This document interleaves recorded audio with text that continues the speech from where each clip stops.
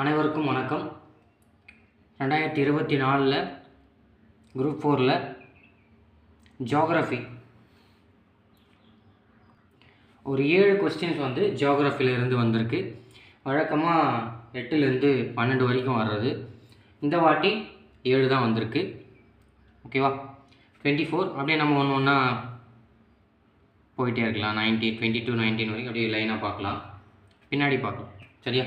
So இந்த கிளாஸில் 2024 நடந்த குரூப் 4 ஜியோகிராஃபி கொஸ்டின்ஸ் மட்டும் பார்க்கலாம். சரியா? ஃபஸ்ட்டு இமயமலையிலேருந்து ஒரு கேள்வி கேட்டிருக்காங்க. சரியா? சார்கஸ், லடாக், கைலாஸ் மற்றும் காரகோரம் ஆகிய முக்கியமான மலைத்தொடர்கள் டிரான்ஸ் இமயமலையில் அமைந்துள்ளது. சரியா? சரிதான், கூட்டு சரிதான். ஓகேவா? டிரான்ஸ் இமயமலை. சரியா? இதுக்கு வேறு பெயர்கள் இருக்குது. மேற்கு இமயமலை, திபெத்தியன் இமயமலை அப்படின்னு சொல்லுவோம். டிரான்ஸ் வந்து எப்படி சொல்லலாம்? மேற்கு இமயமலையிலும் சொல்லலாம், திபெத்தியன் இமயமலையிலும் சொல்லலாம். சரியா? ஸோ இது கரெக்டு தான். ரெண்டாவது, சிறிய இமயமலை மற்றும் சிவாலிக் குன்றுகளை ஒப்பிடும்போது இப்பகுதி குறைவான மழையை பெறுகிறது. ஸோ இதில் ஒரு வேர்டு வந்து மிஸ்ஸிங். ஓகேவா? இங்கிலீஷில் கரெக்டாக கொடுத்துருக்காங்க. ஓ, இதை நம்ம இங்கிலீஷில் ஒரு பார்த்து தான் நம்ம ஆன்சர் பண்ணியிருக்கோம் எல்லாருமே. சரியா? இங்கே சிறிய இமயமலைன்னு ஆரம்பிச்சிட்டாங்க. ஆனால் பெரிய இமயமலை வந்து அந்த வேர்டு, பெரிய இமயமலைன்ற வேர்டு வந்து தமிழில் மிஸ்ஸிங். ஆனால் இங்கிலீஷில் அது கிரேட்டர் இமாலயாஸ்னு கரெக்டாக தான் கொடுத்துருந்தாங்க. சரியா? ஸோ இங்கே பெரிய இமயமலைன்னு போட்டால் இது நம்ம கரெக்டாக புரிஞ்சிருக்கும். சரியா? இமயமலை வந்து 3ஆக பிரிக்கிறோம். ஓகேவா? பெரிய இமயமலை, சிறிய இமயமலை மற்றும் வெளிய இமயமலை சொல்லிட்டு ஓகே பிரிக்கிறோம். இமாச்சல், சிவாலிக்னு 3ஆக பிரிக்கிறோம் இல்லையா? அதுதான். இமாத்திரியை ஒப்பிடும்போது இமாத்திரி வந்து சிறிய இமயமலையும் சிவாலிக்கையும் ஒப்பிடும்போது இமாத்திரி வந்து குறைவான மழை பெறுகிறது. ஸோ இதுலேருந்து என்ன சொல்கிறாங்கன்னா, ஹிமாத்ரி வந்து ஹிமாச்சலையும் சிவாலிக்கையும் விட குறைவான மழைப்பொழிவை பெறுகிறதுன்னு சொல்கிறாங்க. சரியா? அடுத்து, வெளி இமயமலை மிகவும் தொடர்ச்சியான மலைத்தொடராக அமைந்திருக்குன்னு கொடுத்துருந்தாங்க. ஆனால் இல்லை. ஓகேவா? வெளி இமயமலை வந்து தொடர்ச்சியற்ற மலைத்தொடராகத்தான் அமைந்திருந்தது. ஸோ 1, 2 சரி. அடுத்து போகலாமா? இந்த கொஸ்டின் வந்து எல்லாருக்கும் ஒரு பெரிய டவுட்டான கொஸ்டின் தான். கவர்மெண்ட் கீழே தான் நம்ம வந்து ஆன்சரே பார்த்துருக்கோம். ஓகேவா?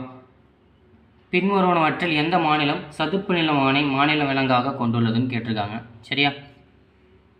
ஹரியானாவாக தான் இருக்கும்னு எக்ஸ்பெக்ட் பண்ணோம். ஆனால் கவர்மெண்ட் கீழே மகாராஷ்டிரான்னு தான் கொடுத்துருந்தாங்க. சரியா? ஸோ கலைமான் தான் ஆந்திரா, ஹரியானா, பஞ்சாப் 3த்துக்கும் மாநில விலங்காக இருக்குதுன்னு அப்படின்னு படித்தோம். ஸோ இதுவும் அப்படி தான் இருக்கும்னு எக்ஸ்பெக்ட் பண்ணோம். ஆனால் அது மகாராஷ்டிரான்னு வந்திருக்கு. ஆனால் மகாராஷ்டிராவுடைய மாநில விலங்குன்னு சொல்லிட்டு நம்ம ராட்சச அணில்னும் ஒரு கூற்று இருக்க தான் செய்யுது. சரியா? ஆனால் இப்போ கவர்மெண்ட் கொடுத்துருக்க ஆன்சர் கீப்படி சதுப்பு நில மாநில விலங்காக கொண்டுள்ளது எதுனா மகாராஷ்டிரா தான். சரியான வாக்கியத்தை தேர்ந்தெடு. சரியா? இந்திய அரசு 1972 வனவிலங்கு பாதுகாப்பு சட்டத்தை இயற்றியது. ஆமாம், கரெக்டு தான். புலிகள் பாதுகாப்பு திட்டம் ஏப்ரல் 1974 தொடங்கப்பட்டதுன்னு கொடுத்துருக்காங்க. ஆனால் இல்லை, 1973 ஏப்ரல் 1 தொடங்கப்பட்டுச்சு. சரியா? எதற்காகனா எண்ணிக்கையை அதிகரிப்பதற்காக. சரியா? இந்திய அரசாங்கம் 16 உயிர்கோள காப்பகங்களை ஏற்படுத்தியது. இல்லை, 18 உயிர்கோள காப்பகங்கள். சரியா? அதில் 11 யுனெஸ்கோவால் அங்கீகரிக்கப்பட்டது. அங்கீகரிக்கப்பட்டதுன்னு இல்லை, யுனெஸ்கோ மனித மற்றும் உயிர்கோள காப்பகத்தின் திட்டத்தின் கீழே வந்து செயல்படுறது வந்து 11.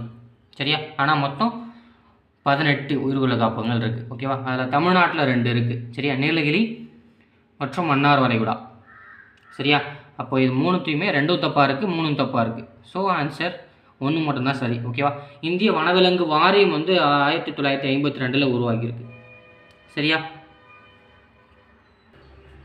தொழிற்சாலைகள் சம்மந்தப்பட்டு கேட்டிருக்காங்க. 1852 மேற்கு வங்க மாநிலத்தில் உள்ள டேஷ் என்னும் ஊரில் நவீனமயமாக்கப்பட்ட சணல் தொழிற்சாலை முதலாக உருவாக்கப்பட்டது. ஓகேவா? சணல் தேசிய சணல் வாரியத்தின் தலைமையகம் எங்கே இருக்குன்னா கல்கத்தாவில் தான் இருக்குது. சரியா?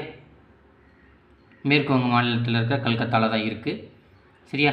ஆன்சர் எதுன்னு கேட்டிங்கன்னா ரிஷ்ரா. சரியா? ரிஷ்ராவில் தான் தொடங்கப்படுது. யாரால்? George Auckland.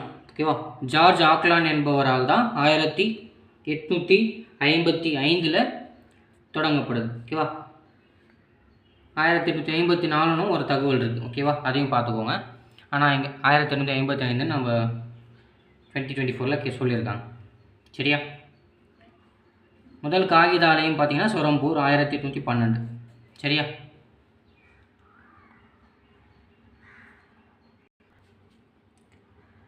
Aksai Sen dash மற்றும் சீனாவிற்கு இடையே சர்ச்சைக்குரிய பகுதியாக இருக்கிறது. ஓகேவா, அக்சாய் சென் எந்த நாட்டுக்கும் இடையில சர்ச்சைக்குரிய பகுதியாக இருக்குன்னு கேட்டால் இந்தியாவுக்கும் சீனாவுக்கும் இடையே இருக்க சர்ச்சைக்குரிய பகுதி தான். சரியா, இந்த அக்சாய் சென்ன்றதுக்கு பதிலாக லடாக்குன்னு கொடுத்துருந்தாங்கன்னா நம்ம எல்லாருக்கும் ரொம்ப நல்லாவே தெரிஞ்சுதான் இருக்கும். இந்த அக்சாய் சென்னு கொடுத்ததால கொஞ்சம் கன்ஃபியூஷனாக இருந்தது. ஓகேவா, நல்லா தெளிவாக தெரிஞ்சவங்க இந்த கொஷனுக்கு ஆன்சர் பண்ணியிருப்பாங்க. இந்த கொஷின் நானும் தப்பாக தான் பண்ணேன். சரியா, ஸோ அக்சாய் சென்ன்றது லடாக்குடைய வடமேற்கு பகுதி. சரியா, ஆன்சர் இந்தியா தான். சரியா, இப்போ இந்த அக்சாய் சென்ன்ற பகுதி தற்சமயத்தில் சீனாவுடைய கட்டுப்பாட்டுக்குள்ளே தான் இந்த அக்சாய் சென் இருக்குது. சரியா, அடுத்த கொஸ்டின் போகலாமா?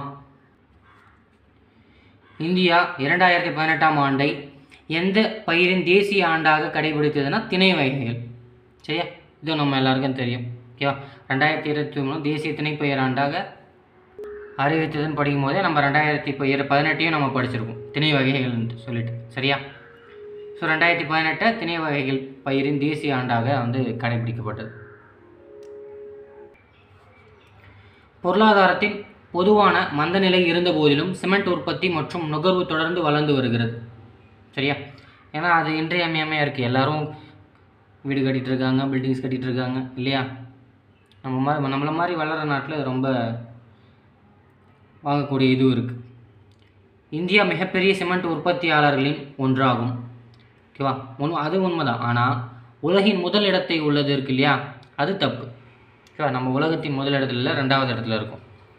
உலகத்தின் முதல் இடத்துல எது இருக்குன்னா சீனா தான் இருக்குது. தொடர்ந்து 18 ஆண்டுகளாக சிமெண்ட் உற்பத்தியில் முதலிடம் வகிக்கக்கூடியது சீனா தான். சரியா, ஸோ ஏ சரி, ஆர் தவறு. சரியா, ஸோ இந்த 7 கொஸ்டின் தான் ஜியாகிரஃபியில் கேட்டிருக்காங்க. சரியா, அடுத்த வீடியோவில் பார்க்கலாம். நன்றி. வீடியோ பிடிச்சிருந்தால் லைக் பண்ணுங்கள், ஷேர் பண்ணுங்கள், கமெண்ட் பண்ணுங்கள், முக்கியமாக சப்ஸ்கிரைப் பண்ணுங்கள். நன்றி.